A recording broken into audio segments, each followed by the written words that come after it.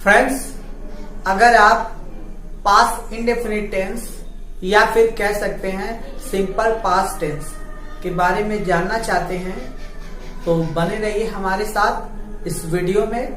और अगर आप हमारे चैनल पर नए हैं तो हमारे चैनल को अभी सब्सक्राइब कर लीजिए और सब्सक्राइब के बगल में बेल आइकन को जरूर प्रेस कीजिएगा, जिससे हमारी आने वाली हर वीडियो की नोटिफिकेशन इजली मिलती रहे।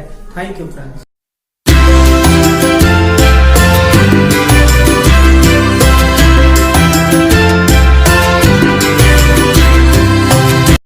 हाय friends, I am Mahesh. Most welcome to our channel magic English with माही।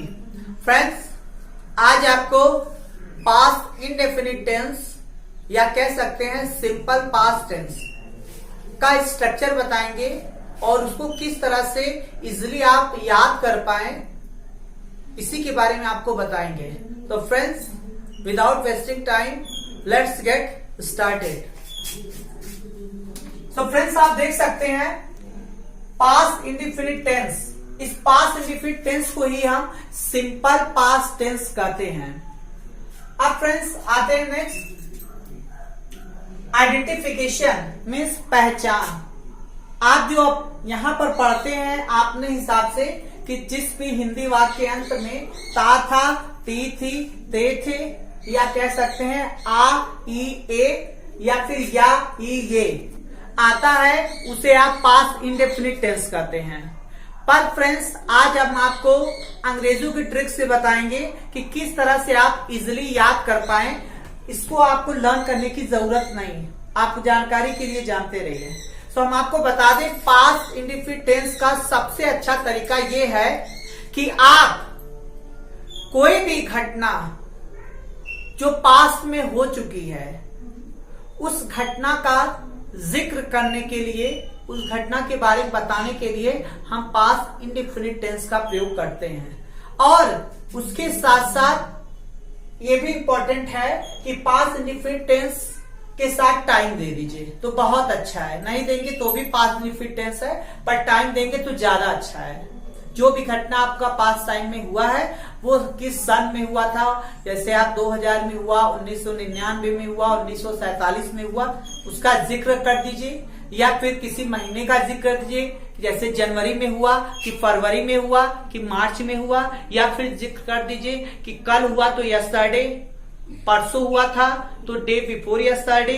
इस तरह से आप लगा दीजिए। या फिर आप दे सकते हैं, जिक्र कर सकते हैं कि ये घटना 1 घंटे पहले हुआ था। तो इस तरह से आप आसानी से टाइम दे देंगे तो बहुत अच्छा है, जिससे कि बोलने में और इजी होगा। तो जो भी बीती हुई घटना बतानी है तो टाइम के साथ बोलिए तो बहुत इजी है, नहीं लगाएंगे तो भी होगा। अब आइए हम आपको कुछ फार्मूला बताते हैं। अफर्मेटिव अगर है आपका सेंटेंस तो आपको सबसे पहले सब्जेक्ट लगाना है। वर्ब का सेकंड फॉर्म का मतलब ये है कि मेन वर्ब यहाँ पर है, लेक्सिकल वर्ब है। लेक्सिकल वर्ब को ही मेन वर्ब कहते हैं, प्रिंसिपल वर्ब कहते हैं। तो मैंने इस पर वीडियो बनाया हुआ है, सभी का मैं लिंक दे दूंगा। सब्जेक्ट का, लेक्सिकल वर्ब का, ऑब्जेक्ट का, फार्मूला और WH, ये सबका लिंक मैं इस डिस्क्रिप्शन बॉक्स में दे दूंगा। आप वहां से जरूर इसको पढ़ लीजिएगा, जिससे आपको बहुत इजिली आप समझ पाएंगे। और जो लोग हमारे पुराने हैं, जो लोग सब्जेक्ट वर्ब ऑलरेडी पढ़ चुके हैं ऑब्जेक्ट तक, उनको बहुत इजी पड़ेगा। पर जो लोग नए हैं उनको सब्जेक्ट वर्ब ऑब्जेक्ट पढ़ना पड़ेगा, फार्मूला पढ़ना पड़ेगा और सेंटेंस जानना पड़ेगा। तो उसका हम डिस्क्रिप्शन बॉक्स में लिंक दे देंगे, आप वहां से इजिली पढ़ लीजिएगा। तो आइए, तो आपको सब्जेक्ट लगाना है, वर्ब का सेकंड फॉर्म ऑब्जेक्ट। नेक्स्ट आइए, अगर हु का अफर्मेटिव है, हु का अफर्मेटिव मतलब जिससे कौन गया, कौन आया, कौन पढ़ा, कौन बोला, किसने ऐसा कहा, ये जो है सब्जेक्ट का ये हु का अफर्मेटिव कहा जाएगा। लेकिन कौन नहीं गया, कौन नहीं पढ़ा, कौन नहीं आया, ये हु का नेगेटिव कहा जाएगा। तो हम अगर हु का अफर्मेटिव है से कौन गया, कौन पढ़ा, तो आप हु लगाएंगे पहले, फिर वर्ब का सेकंड फॉर्म मीन्स यही प्रिंसिपल, यही लेक्सिकल वर्ब प्लस ऑब्जेक्ट लगाएंगे और लास्ट में क्वेश्चन मार्क लगा देना है। नेक्स्ट है नेवर। तो नेवर मीन्स क्या होता है, कभी नहीं। तो नेवर वाले वाक्य में क्या करना है, सब्जेक्ट नेवर, वर्ब का सेकंड फॉर्म और ऑब्जेक्ट। तो नेवर वाले वाक्य में लोग डिड लगा देते हैं, कुछ लोग फर्स्ट फॉर्म, इसीलिए नेवर वाले वाक्य में भी आपको फर्स्ट सेकंड फॉर्म लगाना है। और याद रहे हमने यहाँ पे लिखा है कि अफर्मेटिव वाक्य में सेकंड फॉर्म लगेगा, नेवर वाला होगा तो सेकंड फॉर्म लगेगा, और हु का अफर्मेटिव होगा तो आपको सेकंड फॉर्म लगाना है। तो अब आते हैं पास्ट इंडेफिनिट टेंस। जैसे हमने कहा मैं गया था, मैं पढ़ा था, मैं उससे मिला, मैंने उससे बात किया, मैंने 1942 में मेरा देश आजाद हुआ, मैं उससे बात किया, ये सब पास्ट इंडेफिनिट टेंस है। अब इसके साथ हम टाइम भी दे सकते हैं। जैसे मैंने कहा मैं कल बीमार हो गया था, वह परसों आया था, मैं सुशांत सिंह राजपूत से पिछले साल मिला था। बात दुर्भाग्य की बात है कि वो हमारे बीच में नहीं है। फिर जैसे हम कहें कि वह स्टार बन गया, वह 2002 में स्टार बन गया था, तो ये सब पास्ट इंडेफिनिट टेंस है। तो बहुत इजी है। दूसरी चीज, आपको जितने भी सब्जेक्ट है, he, she, it, singular noun, plural noun, आयु, देवी, सभी के साथ आपको सेकंड फॉर्म लगाना है। सभी के साथ सेकंड फॉर्म लगाना है, केवल हु के अफर्मेटिव में और नेवर वाले में। आइए एग्जांपल, जैसे मैं कहूं मैं कल गया था, तो आप देखिए पास्ट इंडेफिनिट टेंस है क्योंकि ये बीता हुआ है, उसके साथ ये टाइम लगा हुआ है। ये बीता हुआ बात हो गया, ये टाइम लगा है, तो समझ जाइए पास्ट इंडेफिनिट टेंस है। जो भी बीता हुआ, अपने बारे में कोई घटना बताना, अपने बारे में कोई बात बतानी है, बीता हुआ, तो समझ जाइए पास्ट इंडेफिनिट टेंस है, टाइम भी है। तो हम क्या करेंगे, आई लगा देंगे, वर्ब का सेकंड फॉर्म, ये वर्ब है, इसका सेकंड फॉर्म क्या होता है, वेंट।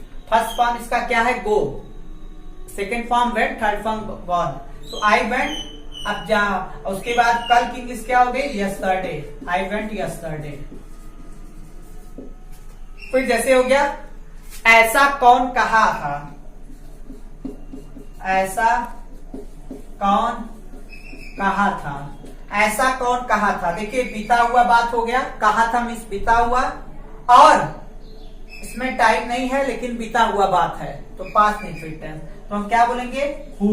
कौन, क्योंकि कौन की इंग्लिश क्या होती है, हु, और वर्ब का सेकंड फॉर्म, तो कहने का सेकंड फॉर्म क्या हो गया, सेड, और ऐसा की इंग्लिश क्या होती है, डैट या फिर सो। डैट लगाइए या फिर सो लगा दीजिए, लास्ट में question mark. Who said that या हु सेड सो। फिर जैसे हमने कहा वह कभी नहीं मिला था, वह कभी नहीं,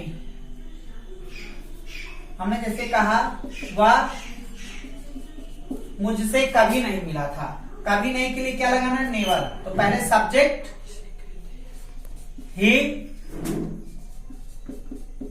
नेवर, वर्ब का सेकंड फॉर्म क्या हो जाएगा,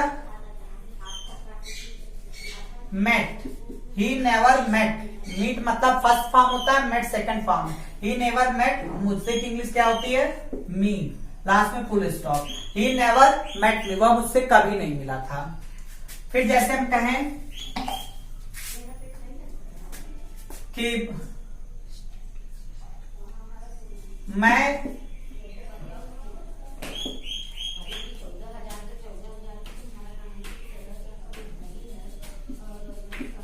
कल रात में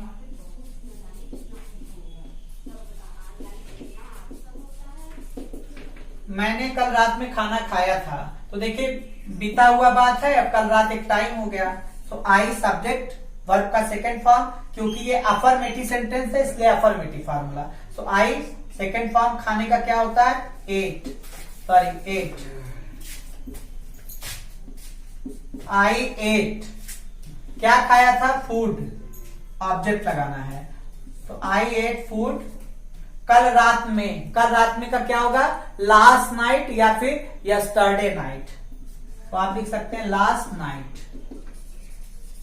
यहां में के लिए इन लगाने कोई जरूरत नहीं है। फिर जैसे हम कहें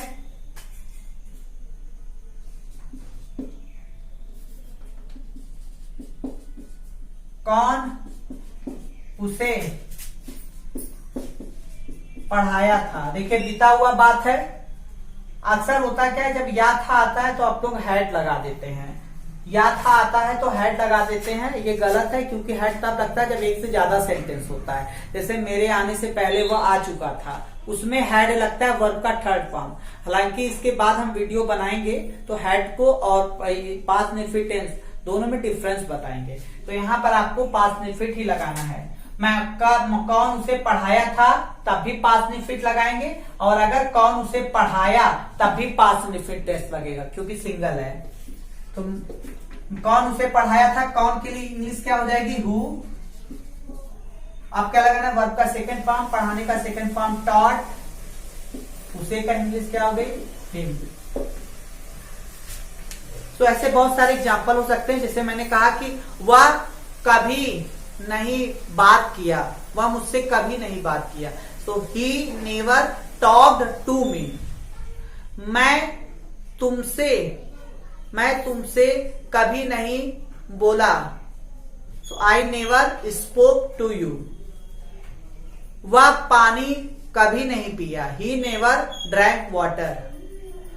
यहां कौन आया था, कल। Who came here yesterday. So friends, ऐसे बहुत सारे एग्जाम्पल्स हो सकते हैं। इस पर आप प्रैक्टिस करिएगा, और practice makes a man perfect. So friends, thank you. So friends, कैसी लगी ये वीडियो? अगर ये वीडियो पसंद आया हो तो लाइक कीजिएगा, शेयर कीजिएगा। Till then, take care, be happy, have fun. Thank you friends.